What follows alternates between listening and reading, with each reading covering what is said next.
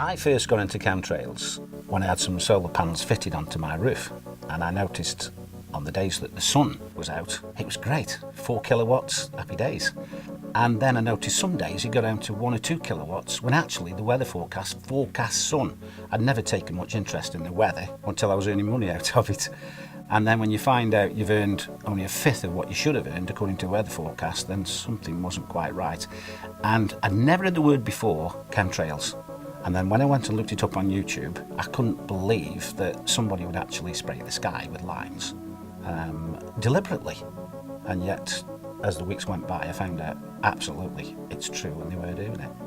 And it was costing me money. There's other subjects that have come along in the meantime when I thought, is there anything that could be done to stop this? And having found other subjects, people like Wilhelm Reich's name was coming up, and even later Tesla.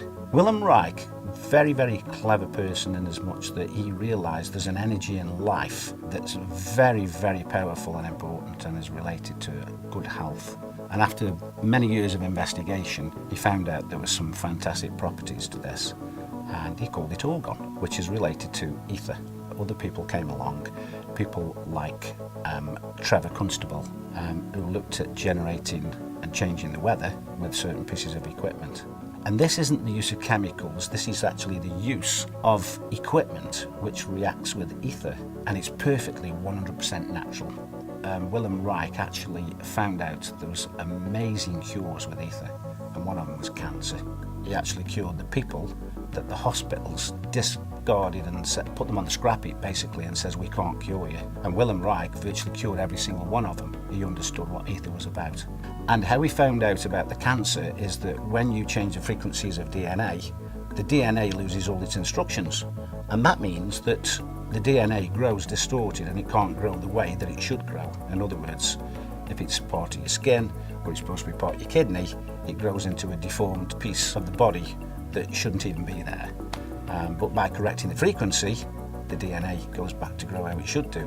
And that's one of the amazing things he was working on. Tesla proved beyond any shadow of a doubt that he can actually tap into the energy which is already there.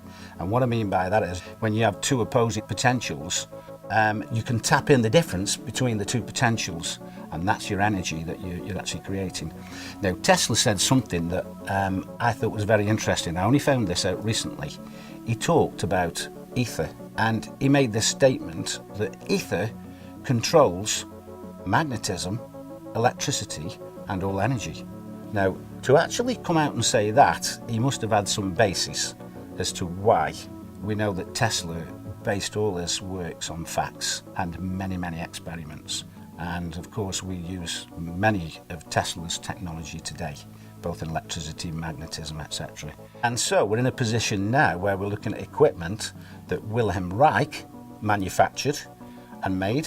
We're looking at the way that he used it and he generated it. Now, Wilhelm Reich, he actually was called into places like California when it hadn't rained for months and months. In fact, some of these poor farmers were going bankrupt. He actually went to a place where it hadn't rained for many years, and after about 6 weeks, he did start to develop a very small amount of rain, but a moisture came into the area where all the plants started to flourish.